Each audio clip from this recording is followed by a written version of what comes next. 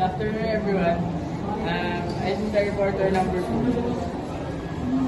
First question, find SR30 of the arithmetic sequence for the 16 and 22. This is the solution. And this is the formula. S of n equals n over 2 a sub 1 plus n minus 1 times t. S of 30 equals to 30 because you need to find the n. This is the n 30 over 2. 2 times 4. This is a sub 1. 4 is a sub 1 plus 30 minus 1 because this is the n times it because this is their difference. 30 divided 2 equals to 15. Then 2 times 4 equals 8. Then 30 minus 1 equals 29.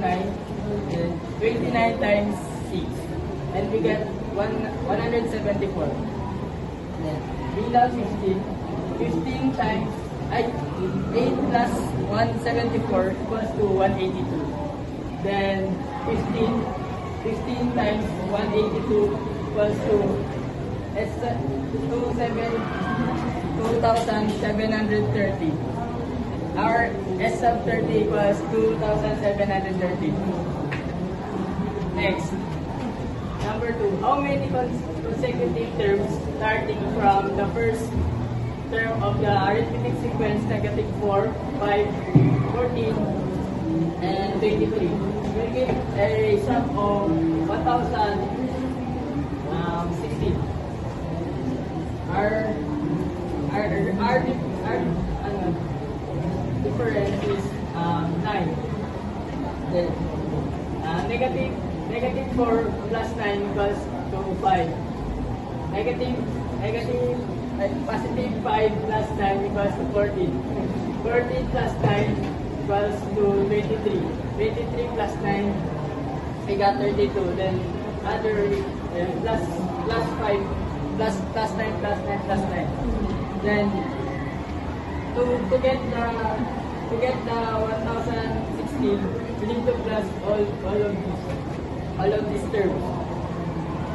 Negative 4 plus 5 plus 14 plus 23 plus 32 plus 41 plus 50 plus 59 plus 68 plus 77 plus 66 86 plus 95 plus 104 plus 130 plus 122 plus 131 and we get 1016. Then count the terms.